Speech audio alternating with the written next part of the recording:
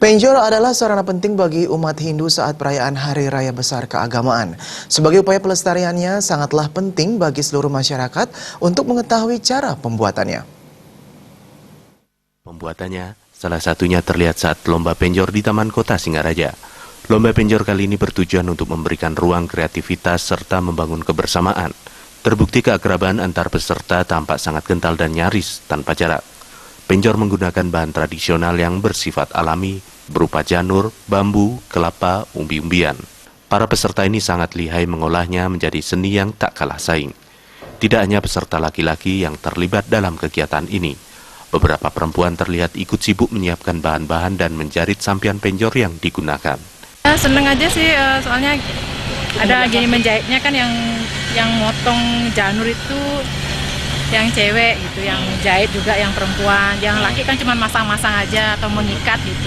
Saya sudah ikut selama 3 kali, dapat juara terus. Semoga hari ini juga, ya semoga hari ini juara. Tapi harapan semoga yang sekarang nggak harapan. Penjor hias ini juga sebagai cerminan partisipasi dari peserta yang notabene pegawai di lingkup Pemkab Buleleng dalam menyemarakan HUT Kota Singaraja. Kegiatan ini juga melestarikan adat dan budaya dan untuk menggali kreativitas seni dari pegawai di lingkup Pemkab Buleleng.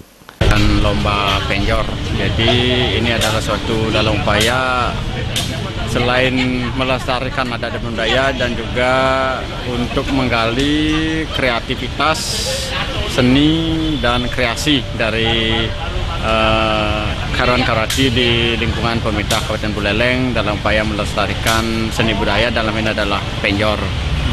Jadi nanti selain ini juga penilaian dari Dewan Juri dan juga langsung sekaligus sebagai untuk menghias.